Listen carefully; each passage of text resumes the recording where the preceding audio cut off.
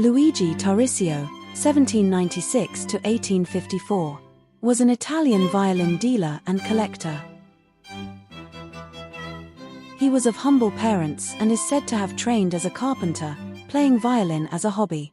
Tarisio was born in 1796 in Fontanetto d'Agonia, near Novara, 90 kilometers northeast of Turin, in the province of Piedmont.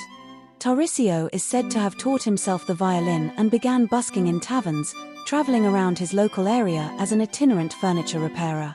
Tarisio eventually left his family in Fontanetto and is said to have found a modest apartment in an inn on Via Legnano, near Porta Tenaglia in Milan, which became his home and safe storage for the growing numbers of instruments he acquired.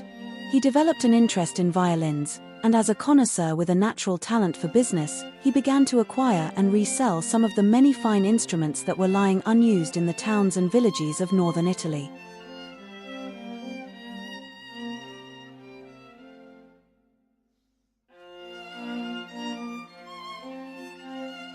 From 1827 to 1846, he brought a large number of genuine Amati, Stradivari, and Guarneri violins from Italy to London and Paris.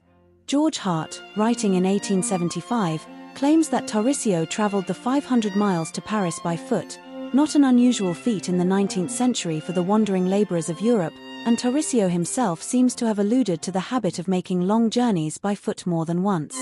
The Hill Stradivari book from 1902 records a description of Tarisio given by an instrument connoisseur of Brussels, M. van der Heyden, who had known both Tarisio and Villaume. He was of common appearance, he looked what he was, a peasant. He spoke French indifferently, dressed badly, and wore heavy rough shoes. He was tall and thin, and had features of an ordinary Italian type. He used to relate that he walked to Spain when he went to that country to purchase the Stradivari cello.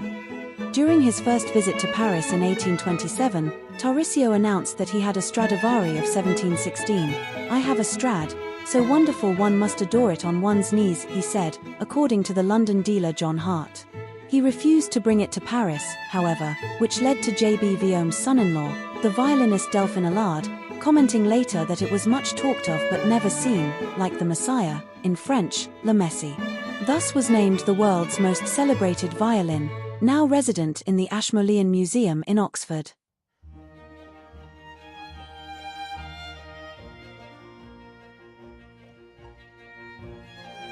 The Messiah is an example of one of many violins which passed from Count Cosio into the hands of Luigi Tarisio. The two men had business dealings which Tarisio continued with Cosio's daughter after the Count died.